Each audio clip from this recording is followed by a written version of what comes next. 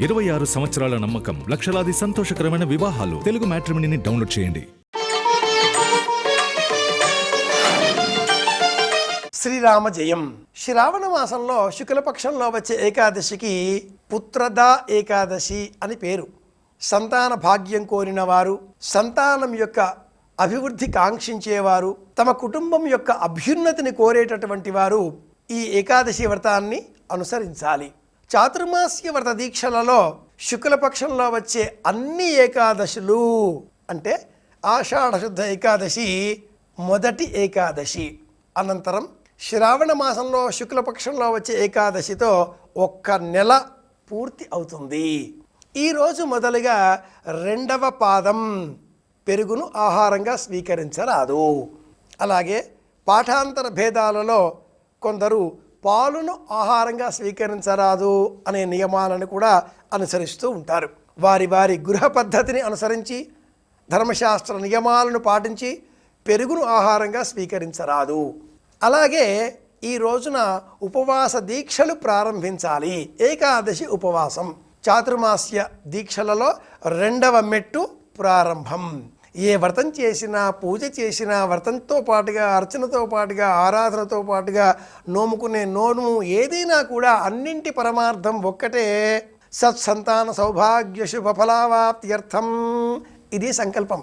మంచి సంతానం కలగాలి, సౌభాగ్యం కలగాలి, అత్త మామ భర్త పిల్లలు ఇల్లు కుటుంబం ధనం సంపదలు వాహన సౌఖ్యం ఉద్యోగంలో అభివృద్ధి, ఏ విధమైన ఆటంకాలు లేకుండా జీవితం నిరాఘాటంగా కొనసాగాలి, వ్యాధులేవి మన దరి చేరకుండా ఉండాలి. అన్నింటికీ మూలం ఒక్కటి మన వద్దే ఉంది. ఆ ఒక్కటి ఏం చెబుతుందో వింటే, ఆ ఒక్కటి చెప్పినట్లుగా మనం పాటిస్తే అన్నింటా విజయం మనదే. ఆ ఒక్కటి మనస్సు. మనస్సు ఏది చెబుతుందో అది వినాలి అని తెలియజేస్తుంది పుత్రదా ఏకాదశి. మనస్సు చెప్పిన పద్ధతి అనుసరించకుండా ఏది కోరితే అది, కోరిన కోరికలు కలిగించే గుణం వేరు, బుద్ధి చిత్తము అవన్నీ వేరుగా ఉన్నాయి. వాటిపైన మనం దృష్టిని కేంద్రీకరించినట్లయితే మనస్సు వద్దు వద్దు వెళ్ళకు అన్న వివేకాన్ని ఇస్తూ ఉంటుంది. మర్చిపోతే మనకు ఆర్థికంగా తీవ్రమైన నష్టం కలుగుతుంది. అలా కలగకుండా మనస్సును నియంత్రిస్తూ మనస్సు ఏది చెబుతుందో ఆ చెప్పిన విషయాన్ని పరిశీలన చేసుకుంటూ అంతఃకరణము అనేటటువంటి ఆలోచనలతో ధర్మ మార్గంలో మనం ప్రయాణించడం కోసమే ఈ వ్రతాలు పూజలు నోములు అన్నీ కూడా. వీటన్నింటిలో ఉండేటటువంటి ఏకైక లక్షణం ఉపవాస వ్రతం. ఏ వ్రతమైనా ఉపవాసం పాటించాలి అంటూ తెలియజేస్తుంది. ఉప సమీపే వసించుట, పరమాత్మ ఆలోచనలకు దగ్గరగా ఉండడం ఉపవాసం. పిల్లలకు విదేశాలకు వెళ్ళే అవకాశాలు బాగవ్వాలి, మెరుగున కావాలి, ఉద్యోగంలో అభివృద్ధి కావాలి, పిల్లలకు బాగా చదువు తెలివితేటలు అబ్బాలి, చెప్పిన మాట వాళ్ళు వినాలి, కుదురుగా ఉండాలి, అమోఘమైన జ్ఞాపక శక్తి వాళ్లకు కలగాలి.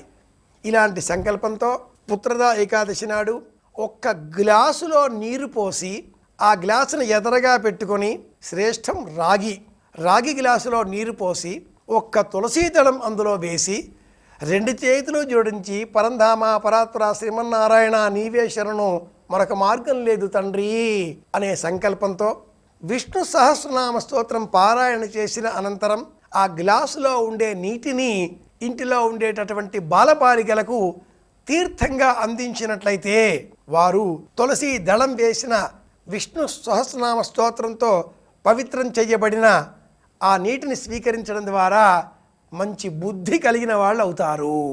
శ్రావణ మాసం విష్ణుమూర్తికి అత్యంత ప్రీతికరమైన మాసం. అందులోనూ ఏకాదశి తిథి. శ్రీమన్నారాయణమూర్తి ధరించిన అనేక అవతారాలలో రామావతారం పరిపూర్ణావతారం. ఆ రాములకు ప్రీతికరమైనటువంటి వారం ఆదివారం. ఇన్ని విశేషాంశాల సమాహారంగా ప్రదోష సమయంలో రామ అష్టోత్తర శతనామావళి, విష్ణు అష్టోత్తర శతనామావళి సమష్టిగా పారాయణ చేసినట్లయితే కూడా ఆ రాముని అనుగ్రహం, ఏకాదశి వ్రతం పాటించిన అనుగ్రహం రెండూ లభిస్తాయి. తెలుసుకున్నాం కనుక పాటిద్దాం. అందరి క్షేమాన్ని కోరుదాం. మళ్ళీ కలుసుకుందాం. శ్రీరామ జయం.